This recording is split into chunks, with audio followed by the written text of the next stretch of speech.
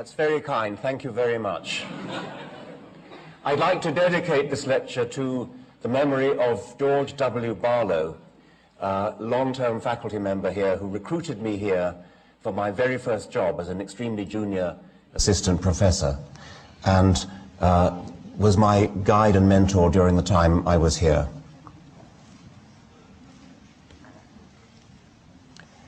Can I begin with a little bit of research? The website in the middle there, richarddawkins.net, could I just have a show of hands for the number of people who've been there? Okay. Thank you, all right, thank you very much.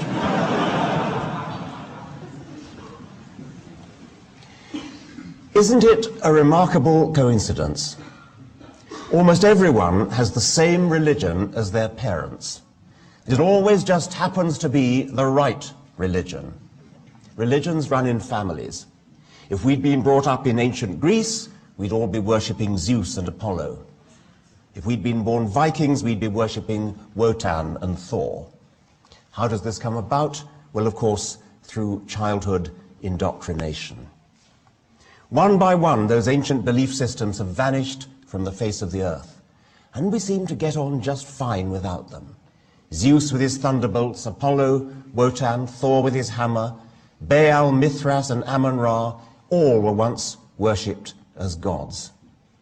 People believed in them, prayed to them, sacrificed to them. Children were brought up with them, told of their existence as a matter of undoubted fact.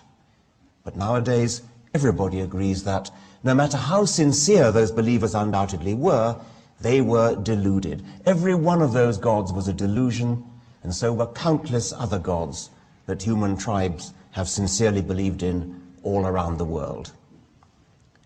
Some of us just go one god further.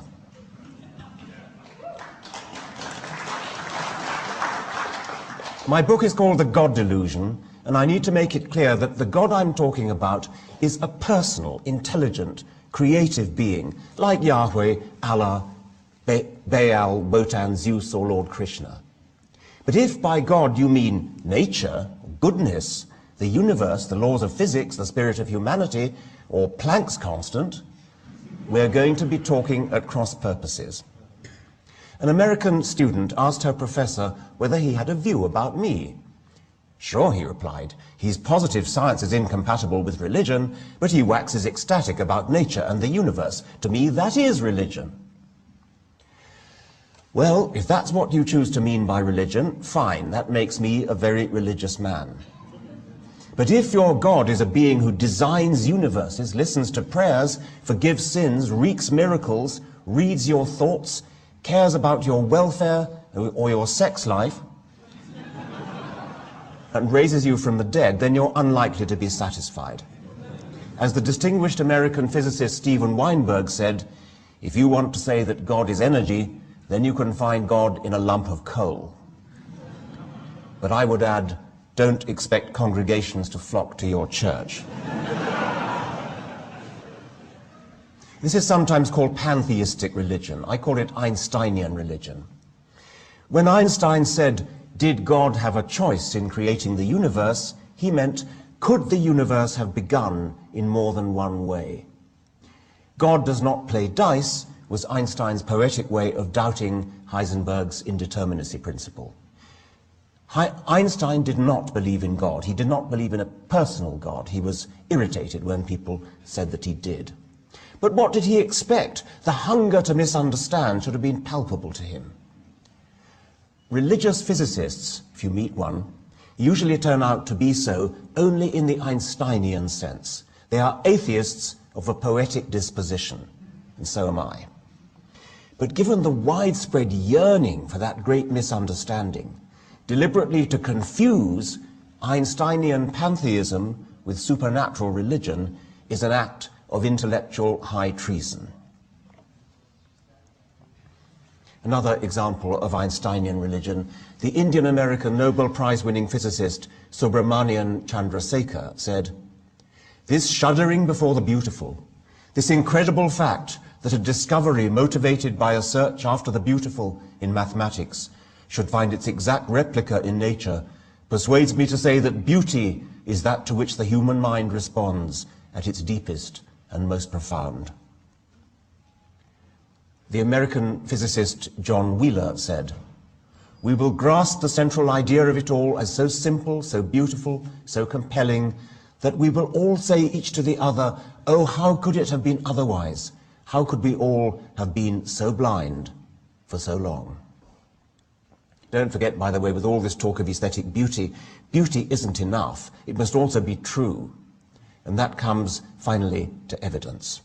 Beauty may be a good guide to the stage of science where we put forward hypotheses, but those hypotheses must finally be tested. Carl Sagan said this, how is it that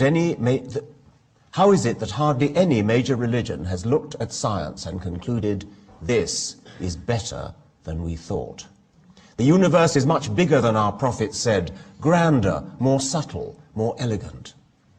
Instead, they say, no, no, no, my God is a little God, and I want him to stay that way. A religion, old or new, that stressed the magnificence of the universe as revealed by modern science might be able to draw forth reserves of reverence and awe hardly tapped by the conventional faiths. Sooner or later, such a religion will emerge.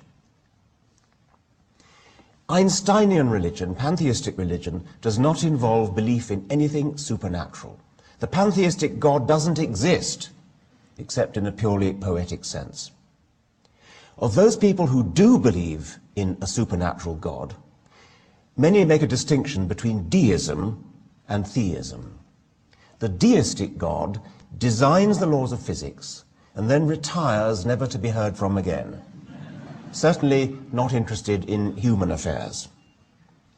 The theistic, interventionist God, there he is, he's parting the Red Sea then. He intervenes in the world, intervenes in human affairs, performs miracles, answers prayers, and all that other list of things that I gave you earlier. There are many people who call themselves agnostic, and I want to clarify this. It's rather a confusing term. I put up here a scale of religiosity from 1 to 7, where 1 is, I know there is a God, and 7 is, I know there is no God, and we've got a scale of intermediate agnostic positions in between. 4 is exactly 50%. Number 4, agnostic, believes that the probability of God existing and not existing is exactly equal. Number 2 is, I don't exactly know there's a God, but I have a very high probability, I believe in a very high probability of there being a God. I'm a de facto theist. I can't know for certain, but I strongly believe in God and live my life on the assumption that he's there. And number 6, at the other end, is somebody who believes there's a very low probability of God existing, but still not quite 0. I'm a de facto atheist. I can't know for certain, but I think God is very improbable, and I live my life on the assumption that he isn't there. I'm a number 6. I'm an agnostic, but with the same level of belief in God as I have belief in fairies or unicorns.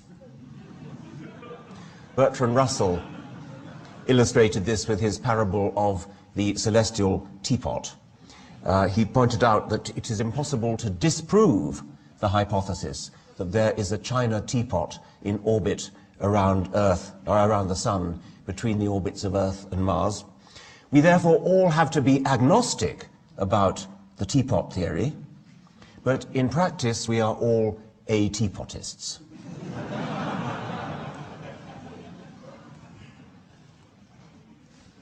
I want to make it clear that the agnostic position does not, should not, be confused with an exact 50-50 probability position.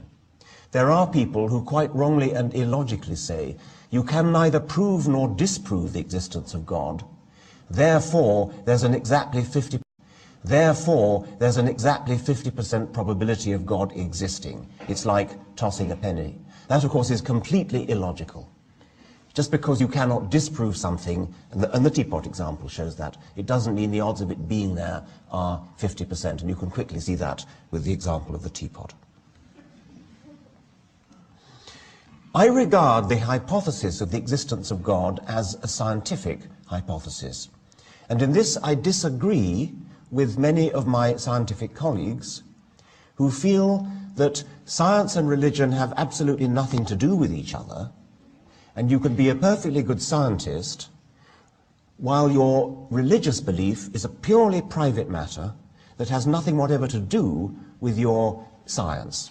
I think that's wrong, because a universe with a God would be a completely different kind of universe from one without, and the difference would be a scientific difference. God, by the way, could clinch the matter in a heartbeat in his favor if he chose to intervene, for example, at this very moment.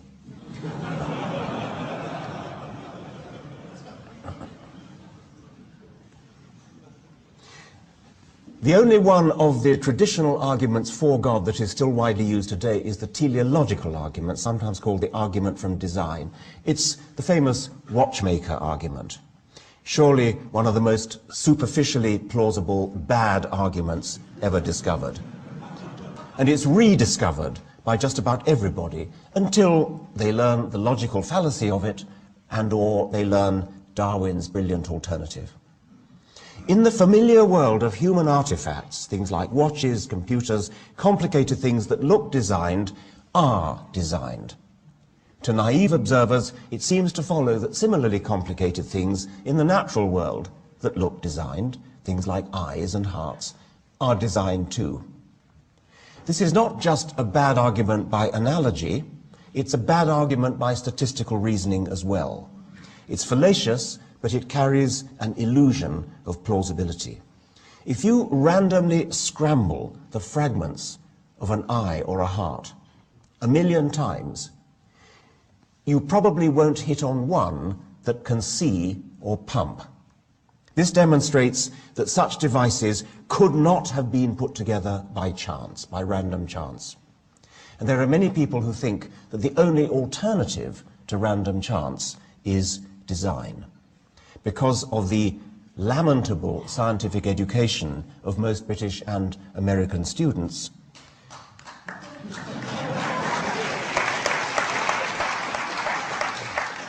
There are many people who simply don't know what Darwinian natural selection is, and therefore the only alternative to chance that many people can imagine is design. The English astronomer Sir Fred Hoyle dramatized his own version of that misunderstanding. He suggested that a hurricane blowing through a junkyard would be as likely to assemble by luck a Boeing 747 as that natural selection could put together life as we know it.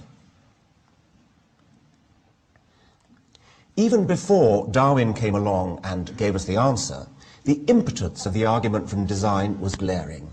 How could it ever have been a good idea to postulate as an explanation for the existence of complex, improbable things a designer who would have to be even more complex and improbable than that which he's being invoked to explain?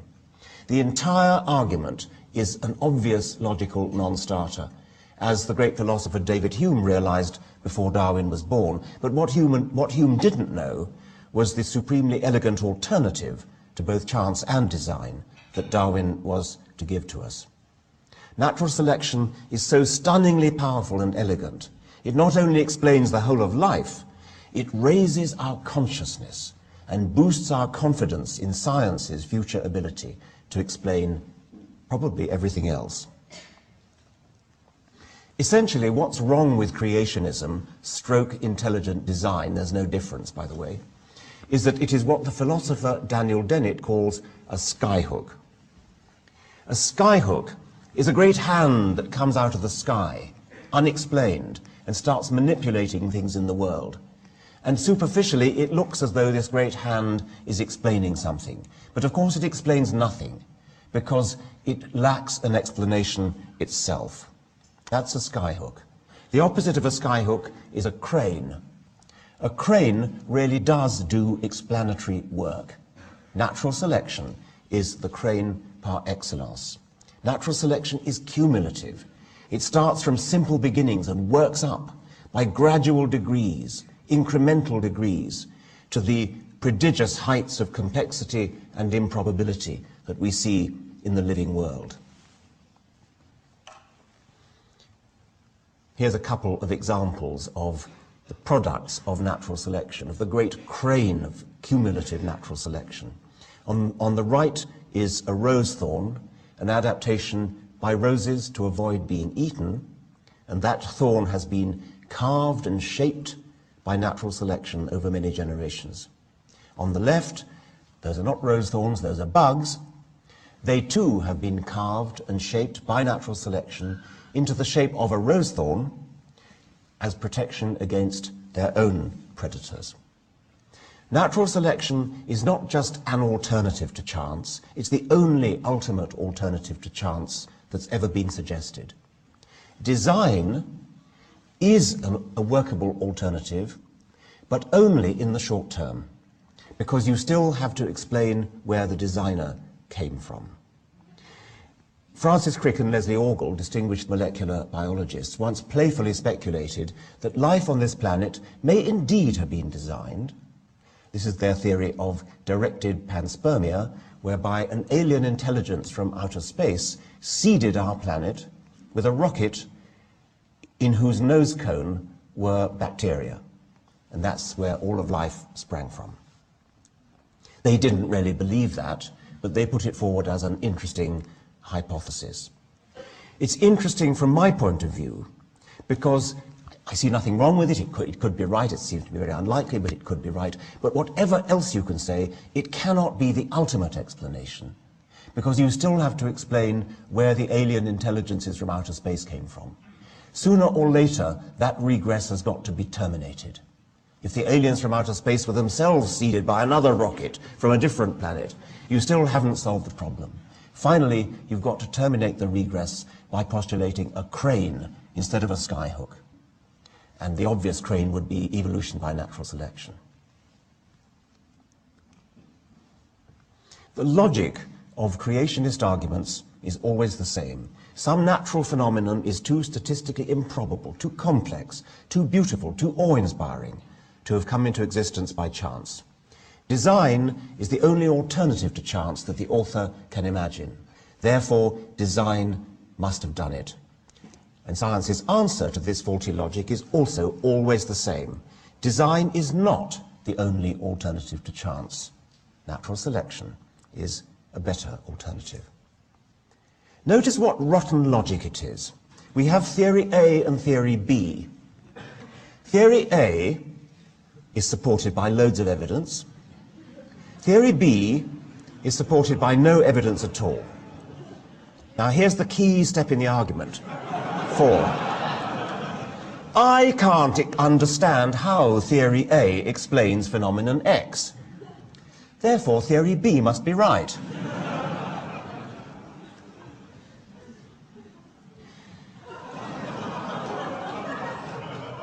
I bet you don't know how the elbow joint of the lesser-spotted weasel frog evolved. You don't? Right then, God did it.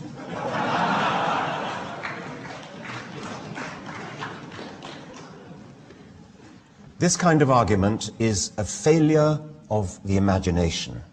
I've described it as the argument from personal incredulity. A metaphor for extreme improbability is a combination lock. A very good, high-quality combination lock of the kind that they put on bank vaults. A bank robber could theoretically get lucky and hit upon the right combination and therefore get all the money in the bank. But in practice, combination locks, at least the ones at bank vaults, are designed with enough improbability to make this tantamount to impossible, as unlikely as Fred Hoyle's spontaneous coming into existence of a Boeing 747.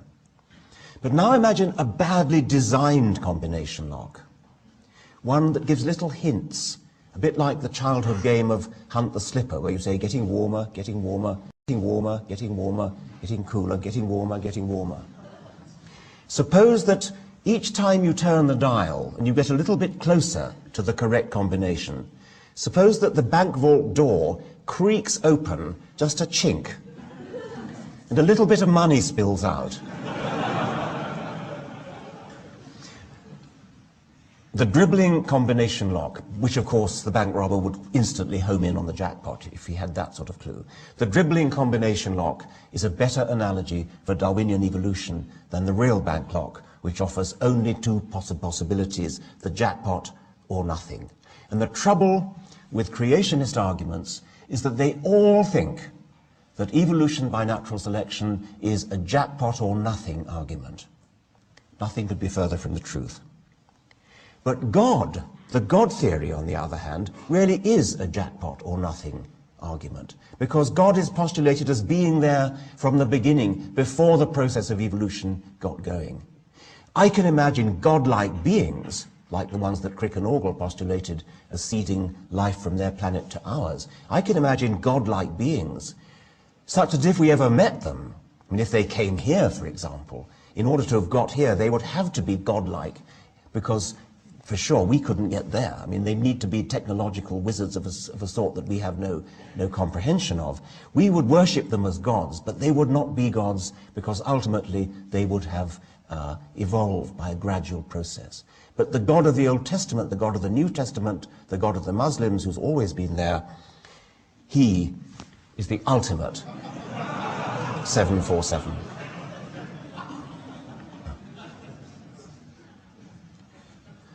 Well, why not teach the controversy?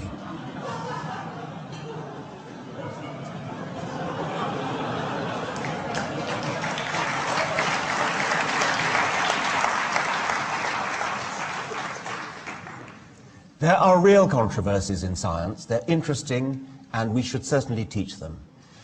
It's a very important part of scientific education to understand that science is not a done deal, that scientists are constantly changing their minds as new evidence comes in. That's important. So let's by all means teach controversies that really are proper scientific controversies.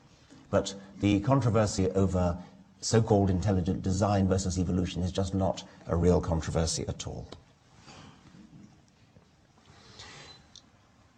I hope it's not pure wishful thinking to suggest that there is a new wave of reason sweeping across America, Britain, the whole of the Western world. One indication of this, perhaps, is a wave of best-selling books, which I'm happy to advertise.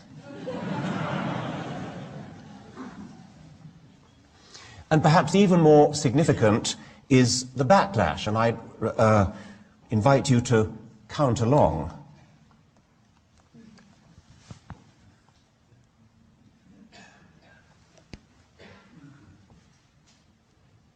Three, 4, 5, 6, 7, 8, 9, 10, 11, 12, 13, 14, 15, 16, 17, 18, 19, 20.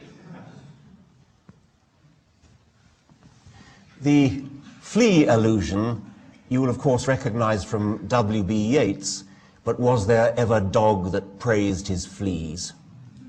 Hence the flea powder that just got rid of that. And a nice little afterthought. You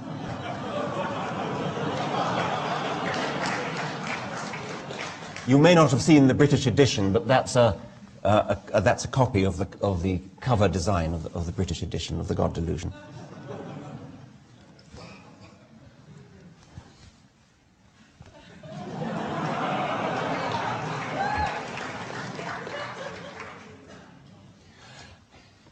I'm not trying in this lecture to teach facts, and I'm certainly not trying to indoctrinate. I'm trying to raise consciousness. And we've all met the phrase consciousness raising in the context of feminism. It's especially powerful.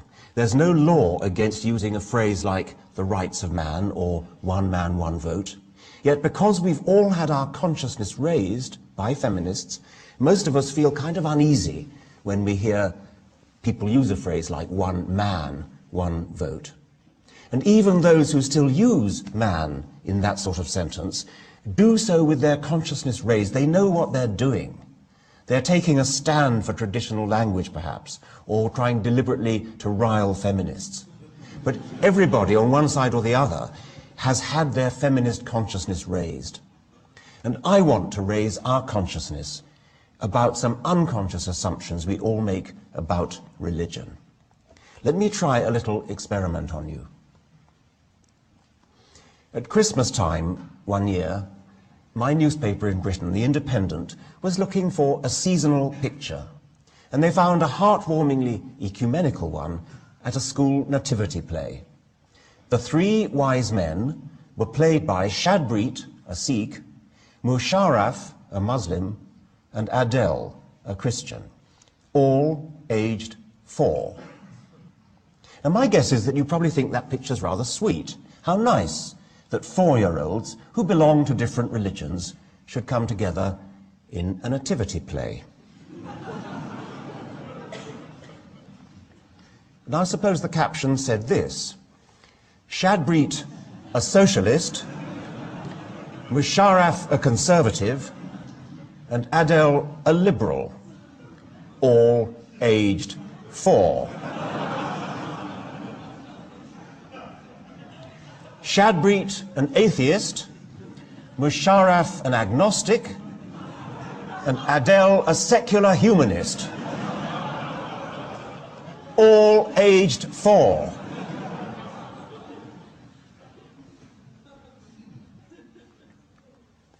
I'm trying to raise consciousness. I hope that that series of 3 slides has raised your consciousness. I hope that every time from now on you hear anybody talking about, say, a Catholic child, or a Protestant child, or a Muslim child, you will protest. You will say, you wouldn't talk about a postmodernist child, or a Keynesian child, or a Hayekian monetarist child. There is no such thing as a Catholic child. There's only a child of Catholic parents. There's no such thing as a Protestant child. Only a child of Protestant parents. There's no such thing as a Muslim child. Only a child of Muslim parents. I repeat these slogans over and over again, probably too often. Too often? It can't be too often when you're in the business of consciousness raising. Please join me in protesting every time you hear anyone ever referring to a Catholic child, a Christian child, a Muslim child, etc. I like to think that this particular piece of consciousness raising has had some effect. I'm now going to play you a short 3-minute extract from a British comedian called Marcus Brigstock, and it's quite funny. I hope you don't mind I hope you don't take offence too. At the end of this monologue, somebody's put sort of pictures onto it as well. I think it must originally have been on radio. At the end, I hope you'll get the same consciousness raising point that I've just made. So I'll start I hope the sound will come through. I'd like to start this week with a request, and this one goes out to the followers of the 3 Abrahamic religions, to the Muslims, Christians and Jews. It's just a little thing really, but do you think that when you've finished smashing up the world and blowing each other to bits and demanding special privileges while you do it, do you think that maybe the rest of us could sort of have our planet back?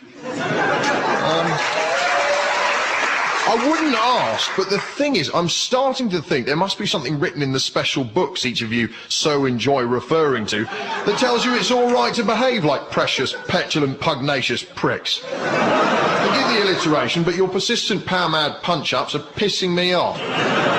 It's mainly the extremists, obviously, but not exclusively. It's a lot of mainstreamers as well. Let me give you an example of what I'm talking about, okay? Muslims. Listen up, my bearded and veily friends. Calm down, okay? Stop blowing stuff up. Stop blowing stuff up. Not everything that's said about you is an attack on the Prophet Muhammad and Allah that needs to end in the infidel being destroyed. Have a cup of tea, put on a Cat Stevens record, sit down and chill out. I mean, seriously, what's wrong with a strongly worded letter to the Times? Christians, you and your churches don't get to be millionaires while other people have nothing at all. They're your bloody rules. Either stick to them or abandon the faith. And stop persecuting and killing people you judge to be immoral. Oh, and stop pretending you're celibate as a cover-up for being a gay or a nonce. Right, that's 2 ticked off. Jews. I know you're God's chosen people and the rest of us are just whatever, but when Israel behaves like a violent psychopathic bully and someone mentions it, that doesn't make them anti-Semitic. And for the record, your troubled history is not a license to act with impunity now. So, when the letters come, and I'm guessing they will, I can guarantee that each one of those faiths will be utterly convinced that I've singled them out for special criticism. Why did it have to be us? Islam is a peaceful faith. I don't see what's wrong with being Christian. We're a peaceful, loving faith. How dare you, after all we've been through? We Jews know how terrible violence can be. You see, all of them will be convinced that they're the ones being picked on. The Abrahamic faiths are like Scousers. They're always convinced they're a bit harder than everyone else. Right, and why is it that all of these faiths claim to be peaceful when even the most fleeting glance at a history of warfare will tell you otherwise? The relationship between religion and warfare is very similar to the relationship between ant and deck. You could have one without the other, but I'm not sure anyone would see the point. I wouldn't actually like it, but it would at least be refreshing to hear one of them come out and say, Oh, our faith's violent as you like. We love a scrap, us lot, we do. Honestly, our special book says fight, fight, kill, maim, fight, smash, destroy, fight, murder, kill, and fight. That's why I signed up, to be honest. I'm a bit naughty, you know what I mean? but no, all of them claim to be peaceful religions. Yeah, peaceful right up to the point where someone takes something they think is theirs or says the wrong thing or looks at them funny, then it's fighty, smashy, kicky, punchy all the way. I know this will upset a lot of people, and frankly, I don't care. I'm getting so sick of religious people screwing it up for the rest of us. Please don't kill us. Seriously. As far as I'm concerned, this is the only chance we get. When we die, it's all over. There's no virgins and pearly gates waiting for us, no big beardy man saying... Right, so how do you think that went then? Bit mixed? Killed a lot of people in my name, I see. Not really what I had in mind, actually. Tell you what, have another go as a worm. While we're at it, I'm sick of religious people forcing their children to define themselves by their parents' faith. A 4-year-old is no more a Christian than he is a member of the Postal Workers Union. We want a fair working wage, decent working conditions, and time allotted to see the new Transformers film, said a spokesman.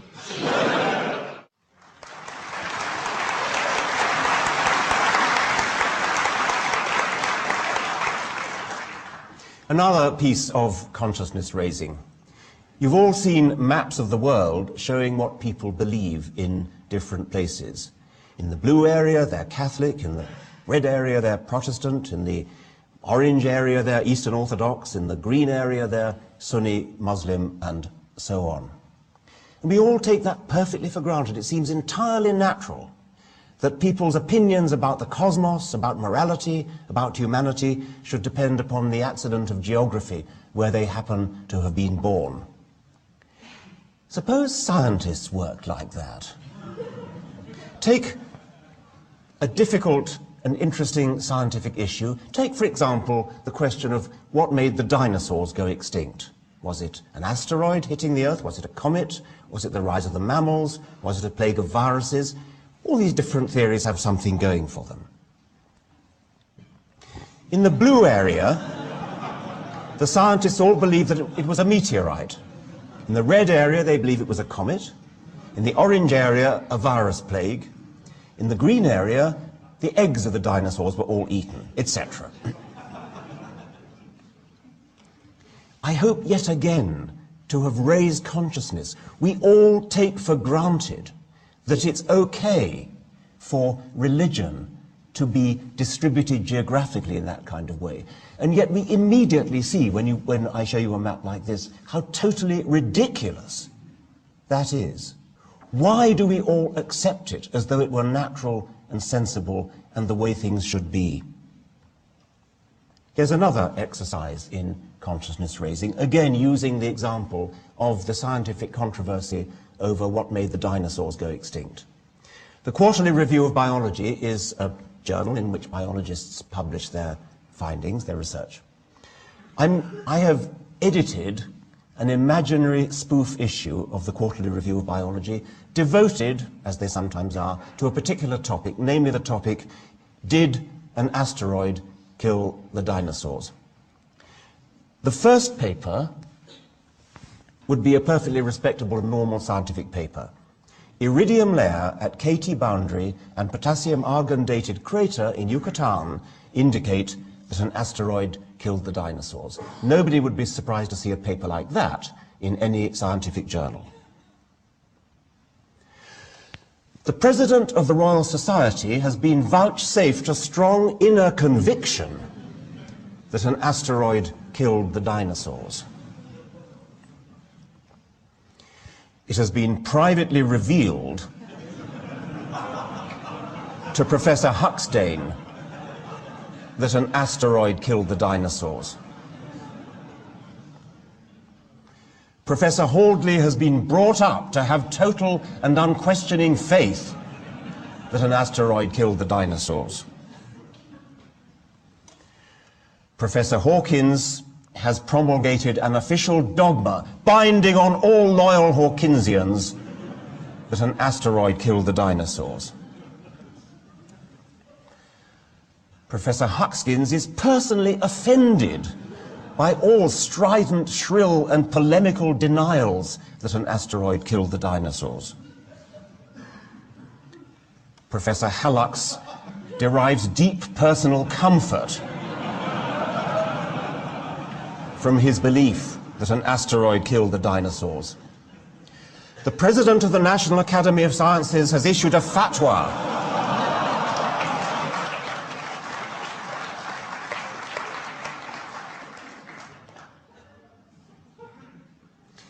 I'm now going to switch gears and look at a couple of criticisms that the hardback God Delusion encountered.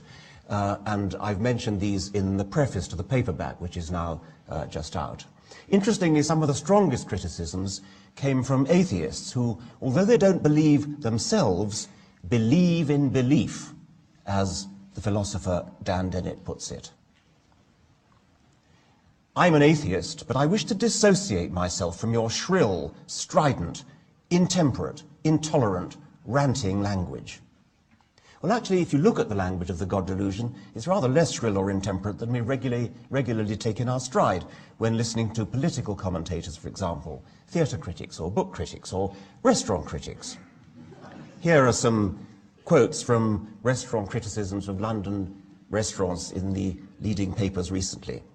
It is difficult, if not impossible, to imagine anyone conjuring up a restaurant, even in their sleep, where the food in its mediocrity comes so close to inedible.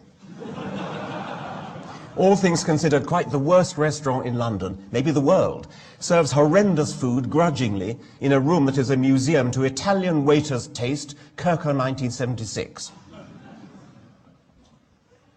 The worst meal I've ever eaten, not by a small margin, I mean the worst, the most unrelievedly awful. What looked like a sea mine in miniature was the most disgusting thing I've put in my mouth since I ate earthworms at school. Well, insulting a restaurant might seem trivial compared to insulting God, but restaurateurs and chefs really exist, and they have feelings to be hurt. Whereas blasphemy, as the witty bumper sticker puts it, is a victimless crime.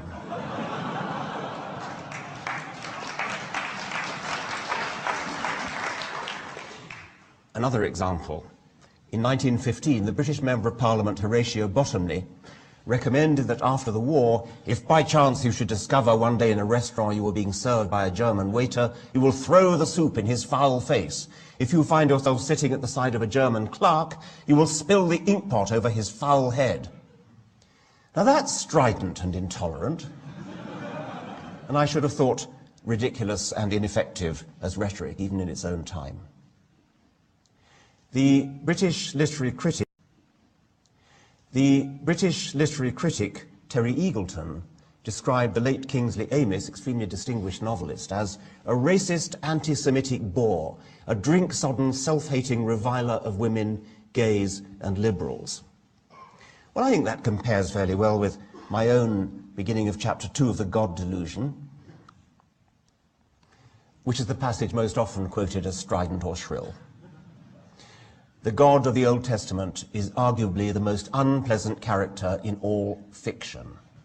Jealous and proud of it, a petty, unjust, unforgiving control freak, a vindictive, bloodthirsty ethnic cleanser, a misogynistic, homophobic, racist, infanticidal, genocidal, filicidal, pestilential, megalomaniacal, sadomasochistic, capriciously malevolent bully.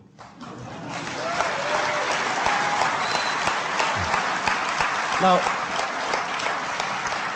that's the passage most often quoted as strident or shrill. It's not for me to say whether I succeeded, but my intention was closer to robust humour, a humorous broadside, rather than shrill polemic. I don't think words like misogynistic, infanticidal, genocidal, megalomaniacal, that doesn't sound shrill to me. Something about those long words suggests that...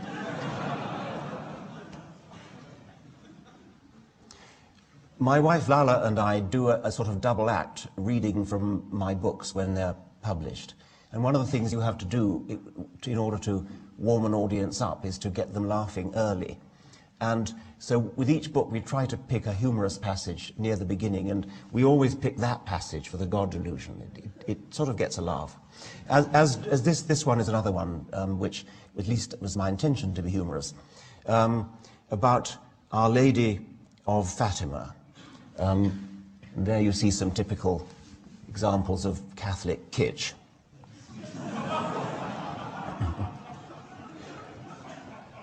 This is a quote from the God Delusion now. Pope John Paul II created more saints than all his predecessors of the past several centuries put together, and he had a special affinity with the Virgin Mary. His polytheistic hankerings were dramatically demonstrated in 1981 when he suffered an assassination attempt in Rome and attributed his survival to intervention by Our Lady of Fatima. A maternal hand guided the bullet. One cannot help wondering why she didn't guide it to miss him altogether. Others might think the team of surgeons who operated on him for 6 hours deserved at least a share of the credit. But perhaps their hands too were maternally guided. The relevant point is that it wasn't just Our Lady who, in the Pope's opinion, guided the bullet, but specifically Our Lady of Fatima. Presumably Our Lady of Lourdes, Our Lady of Guadalupe, Our Lady of Medjugorje, Our Lady of Akita, Our Lady of Zaitun, Our Lady of Garabandal, and Our Lady of Knock were busy on other errands at the time.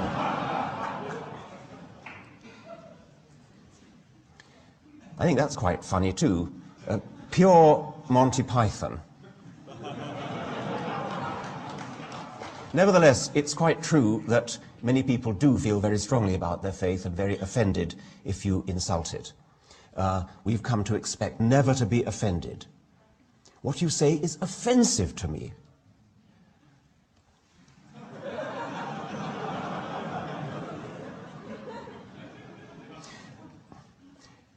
The novelist Douglas Adams, to whom the God Delusion is dedicated, picked out exactly what's going on here in a wonderful speech, an impromptu speech that he made in Cambridge not long before he died, and I was privileged to be there. Fortunately, somebody had the blessed good sense to switch on a tape recorder, and so this priceless hour or so of Douglas just holding forth impromptu is preserved.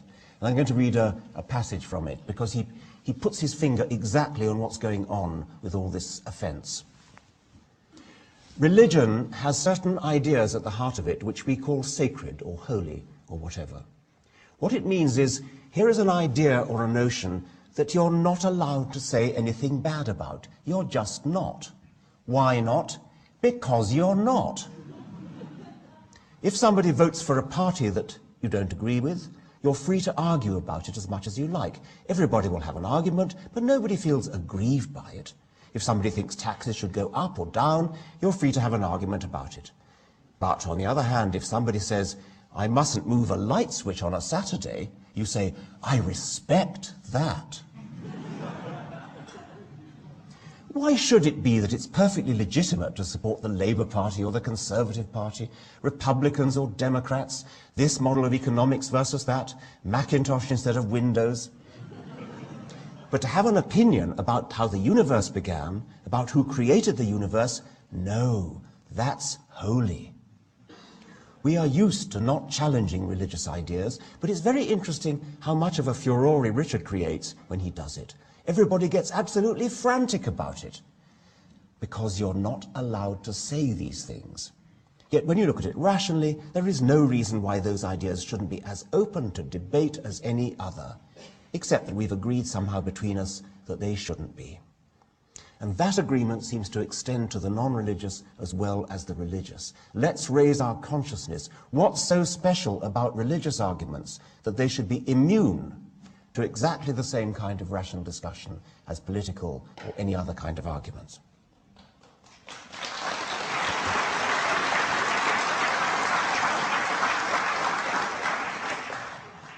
I'm offended by some things. I'm offended by chewing gum. I'm offended by backwards-pointing baseball hats. But I don't try to get a version of the blasphemy law passed to prevent people chewing gum or reversing their cap. So what if I'm offended? So what if my feelings are hurt? Does that give me the right to prevent others from expressing their opinions? However, is there a time when it is right to be offended? I think so, yes. We should be offended when children are denied a proper education.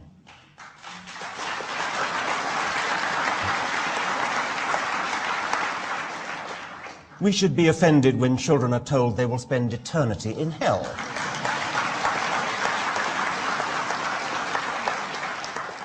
We should be offended when medical science, for example, stem cell research, is compromised by... Compromised, I should say, by the bigoted opinions of powerful and, above all, well-financed ignoramuses. We should be offended when voodoo of all kinds is given equal weight to science. We should be offended by hymen reconstruction surgery.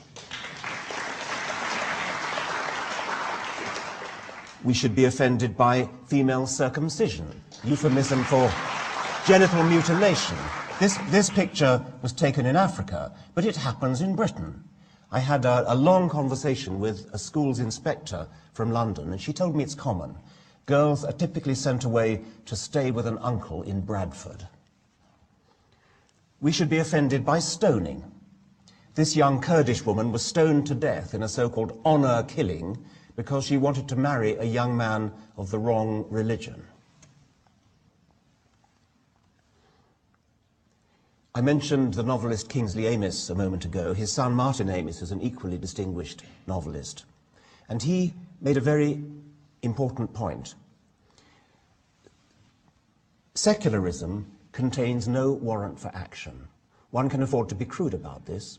When Islamists crash passenger planes into buildings or hack off the heads of hostages, they shout, "God is great." When secularists do that kind of thing, what do they shout? A critic of Martin Amis's book remarked on this. That question is meant to be rhetorical, but there's a simple answer. They shout, secularists shout, "Heil Hitler." What a truly outrageous thing to say. Whether or not Hitler was a Roman Catholic, the evidence is contradictory, he often said he was. Nobody could deny that Hitler's soldiers were as Christian as everybody else was in Europe at the time, and that means that most of them were, mostly either Roman Catholic or Lutheran. But even if Hitler was an atheist, so what? Hitler was also a vegetarian. Does that suggest that vegetarians have a special tendency to be murderous, bigoted racists? The point is that there is a logical pathway leading from religion to the committing of atrocities. It's perfect from religion to the committing of atrocities. It's perfectly logical. If you believe that your religion is the right one, you believe that your God is the only God, and you believe that your God has ordered you, through a priest or through a holy book, to kill somebody, to blow somebody up, to fire a plane into a skyscraper, then you are doing a righteous act. You're a good person. You're following your religious morality. There is no such logical pathway leading from atheism or secularism to any such atrocious act. It just doesn't follow.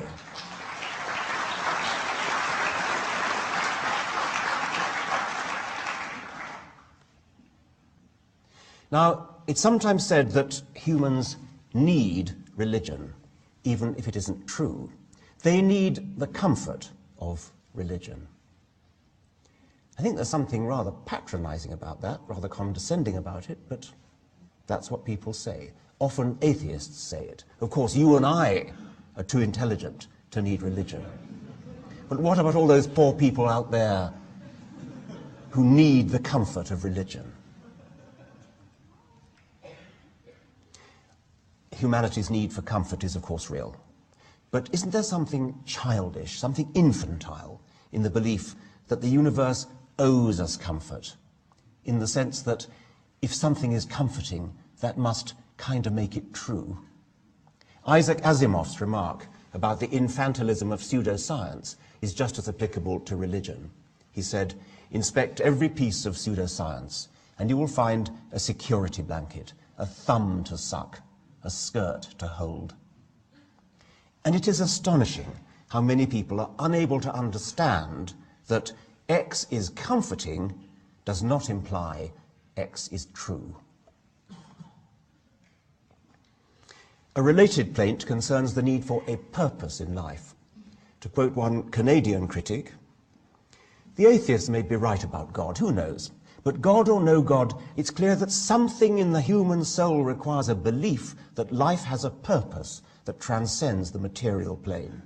One would think that a more rational than thou empiricist such as Dawkins would recognize this unchanging aspect of human nature. Does Dawkins really think that this world would be a more humane place if we all looked to the God delusion instead of the Bible for truth and comfort?" Actually, yes.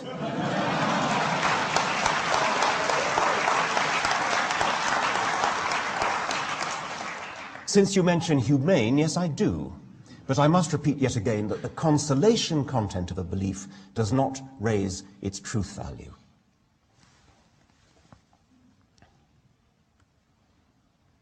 I can't deny the need for emotional comfort, and I can't claim that the worldview adopted in my book offers any more than moderate comfort. If you're afraid of death, for example, you might superficially think that a priest who tells you that you're not really going to die would be more comforting than a scientist who tells you it is highly implausible that our individuality could survive the decay of our brains. But I have heard experienced nurses who've worked all their lives in old people's homes say that the ones who are most terrified of death tend to be the Roman Catholics. All that guilt fed from the cradle up and the terror of purgatory and hell. As for eternal nothingness, is it really all that frightening? As Mark Twain said, "I do not fear death. I've been dead for billions and billions of years before I was born, and have not suffered the slightest inconvenience from it."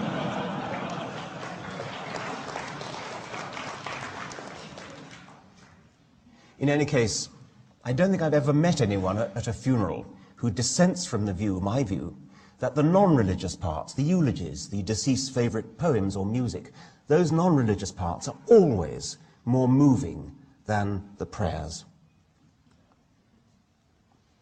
I want to end by reading the opening lines of a previous book of mine, Unweaving the Rainbow. These are lines that I've long earmarked for my own funeral.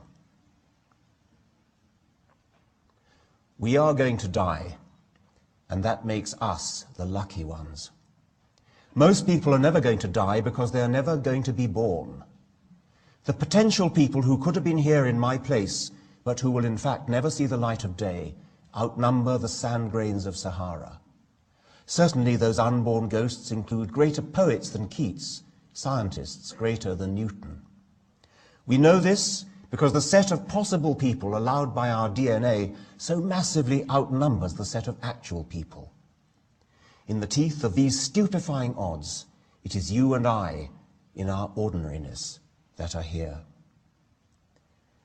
We privileged few who won the lottery of birth against all odds. How dare we whine at our inevitable return to that prior state from which the vast majority have never stirred? Thank you very much.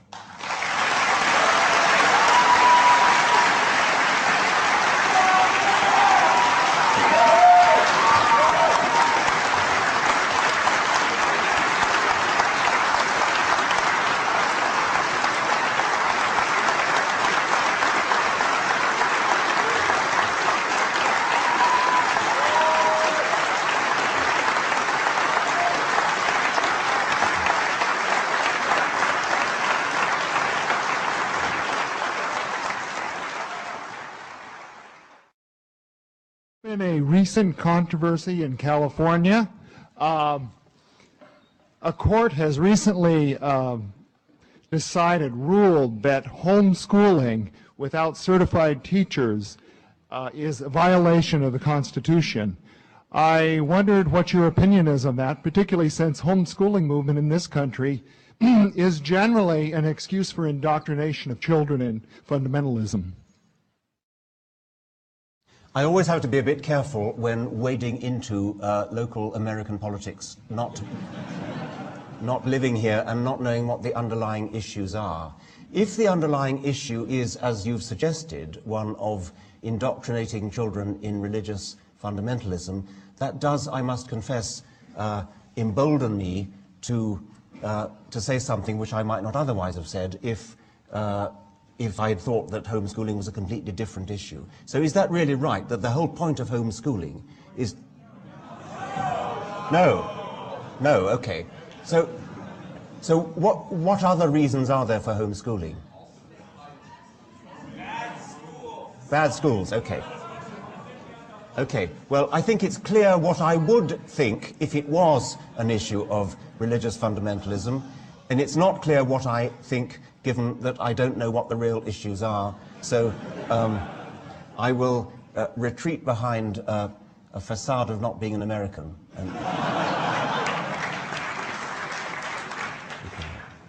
Hi, I'm a big fan, by the way. My question to you is something that's a little bit more of a philosophical history. So oftentimes I've heard you say on YouTube, for example, that the reason that the whole hypothesis that God created the universe is a non-starter because God would have to be more complex than the universe is. I would just like to know what your objection would be to someone such as like medieval theologian like Thomas Aquinas, who would say that God's actually something very simple but powerful, so that might be another alternative. I'm an atheist, so I don't buy something like that, but I'd just like to understand your objection to a claim like that. It is an utterly preposterous idea that the God who not only creates the universe, which you'd think would be something you'd need to have a fairly good knowledge of physics and mathematics in order to do, not only does that, but listens to the prayers of every one of 6 billion people simultaneously, such bandwidth, forgives their sins, knows when they're thinking evil thoughts, worries about their sexual proclivities. How could anybody seriously suggest that such a being, who's capable of doing all the things that are attributed to him, could possibly be simple? If God is simple, this is really what I was saying right at the beginning when I said if you want to make God equal to energy or Planck's constant, that's fine. Make him simple, make him the bare minimum that you need in the way of physical constants, let's say, in order to get the universe going. If that's what God means to you, that's fine, but then you're totally wasting your time praying to him,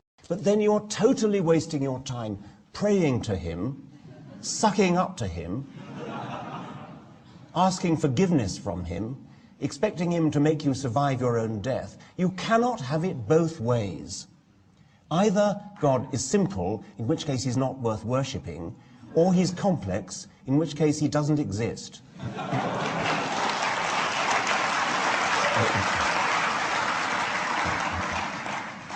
Hi. Obviously, religions have a vested interest in gaining more worshippers and spreading their own ideas. I was kind of surprised in the God delusion that you didn't address kind of the mimetic nature of religion and possibly speculate on the basis of mimetic immunity, if you will, to religion. You know, any correlates that actually prevent people from becoming religious. Well, there is a certain amount of mimetics in the God delusion.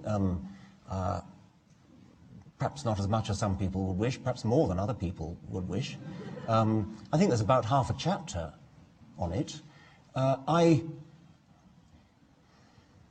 suppose the mimetic approach would be to say that religious ideas might not be deliberately crafted by cynical priests in the interests of their own well-being or the well-being of their church, whatever it is, but religions might simply grow by a kind of natural selection, not a genetic natural selection, a mimetic natural selection, a natural selection of ideas in the meme pool, ideas in the pool of ideas. So the reason why so many religions believe in life after death, by this model, would be that life after death is an appealing idea, and therefore when people hear somebody say, you're going to survive your own death, they say, oh, that's good, I'll go and tell somebody else about that. And so the idea spreads. So popular ideas, ideas that people enjoy, spread in the same way as popular tunes spread, good tunes spread. When people whistle them, other people pick them up and whistle them too, whereas a bad tune would not spread. So that would be a mimetic approach to the explanation of religion. It gets a lot more complex than that too. The idea of a meme complex, or memeplex, as it has been called.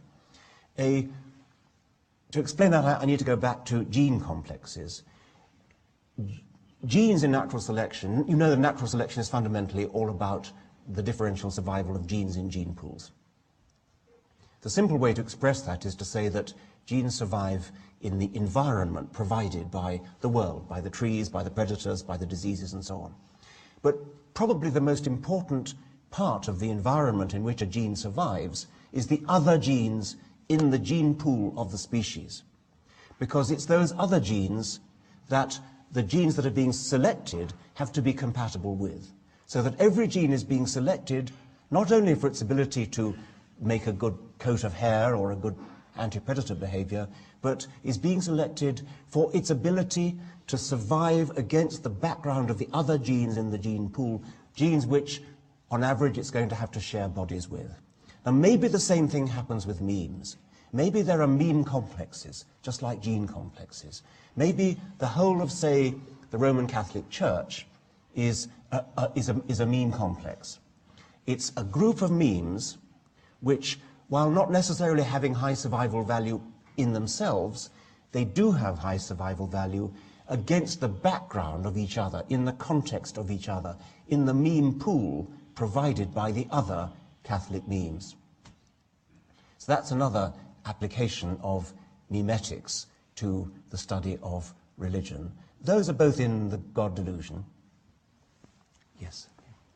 It's kind of high. Good evening, Professor Dawkins. I wanted to first thank you for making yourself so accessible to the students here, coming somewhere close by that I could come see you. I also love Druid of all evil, by the way. My question to you is, there was a survey that was recently conducted that basically the results were a huge majority of people would not vote for a president who claimed or stated that they were atheist. I don't know if you heard of the study. It was conducted here in America. And it sparked kind of controversy at my school. There were lots of columns written about why people wouldn't vote for an atheist president. And I wanted to ask you what you make of such a result and what you think about the culture of a society that would not vote for an atheist president. It's not quite true to say that a huge majority wouldn't vote for an atheist president. What is true is that if you ask a number of things like a woman, a gay, a black, a Jew, or an atheist, atheists come bottom of that pecking order. It's not that a majority wouldn't vote for them, it's just that more people would not vote for an atheist than would not vote for any of those other categories of person.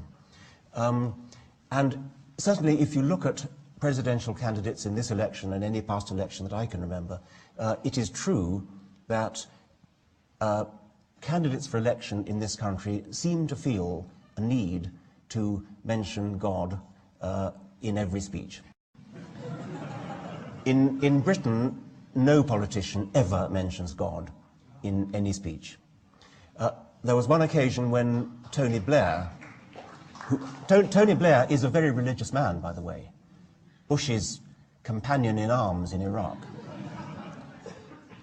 Tony Blair was asked by Jeremy Paxman, who's Britain's most aggressive television interviewer, is it true, Mr. Blair, that you pray with George Bush? And Tony Blair jumped back like a startled cat and said, no, no, no, no, no, no, no. But in fact, he almost certainly did pray with, I mean, he is a praying man, but he keeps quiet about it. As his right-hand spin doctor, Campbell, said, we don't do God. Well, American politicians do God in a big way because they think they have to in order to get elected, and the poll that you've quoted suggests that that's true. Maybe it's an exaggeration. I think Christopher Hitchens is of the view that it's an exaggeration. Maybe it's not, but either way, maybe it's an exaggeration. I think Christopher Hitchens is of the view that it's an exaggeration. Maybe it's not, but either way, it's up to, not me because I'm not an American citizen, it's up to you to change all that. The actual numerical number of atheists, agnostics, secularists in this country is very high. It's higher than religious minorities who have enormous political power by the force of their lobbying. I think I'm right in saying that the atheist, secularist, agnostic group is larger than any other single religious group. I think there may be one exception. Yet they are totally without influence because they are almost completely not involved in lobbying as a group. In a way, that's a compliment. I mean, it's organizing atheists has been compared, not by me, to herding cats. It is a kind of compliment, but it probably would be of political advantage if something equivalent to professional lobbyists got going. And I'm happy to say that that is now happening, and that a group in America has got together the money to pay a professional Washington lobbyist, and she's doing extremely well. And that sort of thing ought to increase. And let's hope that it does, and let's hope that everybody here will help to make that happen. Thank you. Hello, Professor Dawkins. I'm definitely a fan, but I'm having trouble reconciling one thing. You say that religious beliefs are basically preferences, like pizza or any kind of color or something. However, you yourself preach that the faith in non-belief is an objective truth. How can objective truths in general exist in the realm of subjective belief? Objective truth exists in the real world. What science is about is finding out what is true in the real world. For example, plate tectonics, the movement of continents, is true. It is supported by massive amounts of evidence. It doesn't mean that scientific beliefs are always true for all time, because sometimes new evidence comes in to change people's beliefs. But there always is a standard, which is evidence. And that standard of evidence is objective, it's universal, it applies wherever you're born, wherever you live. An Indian scientist, a Japanese scientist, an American scientist, looking at the same data, will come to the same conclusion. The same, of course, is not true of religious belief. The questioner asks, how can there be an objective truth in a world of subjectivity? Well, genuinely subjective phenomena like love of certain kinds of music or love of another person, there are truths about that which are not amenable to immediate scientific investigation. But that doesn't mean that there's something other than scientific events, scientifically investigable events going on in the mind of a person who loves a kind of poetry, loves a kind of music, or loves another person. You cannot necessarily prove that your wife loves you by scientific means, but you can observe all sorts of little catches in the voice, little looks in the eye, years of experience, years of exposure, and that is evidence, that's genuine, objective, real-world evidence of the same kind as scientific evidence is, even though it may not be systematic or experimental in the way that scientific evidence ideally is. Yeah, Francis Collins was here last month in the same room and spoke to an audience which is just as big. And he said something about your book that I wrote down and I want you to respond to. He says, Dawkins in this book argues that religion is the greatest source of evil, and basically at one point argues that parents who raise their children in a religious tradition are committing child abuse and should be prosecuted for it. That's what he said. I think he might be prosecuted for libel, actually.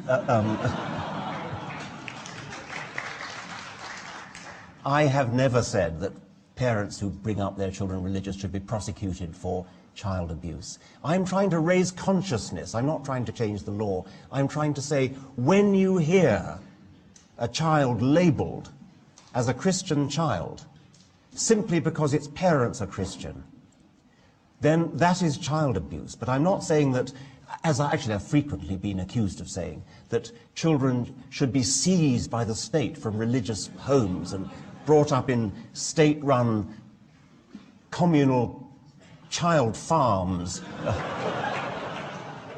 So no, I mean, that is a travesty, and one that I should have thought Francis Collins would have risen above. Thank you. Thank you.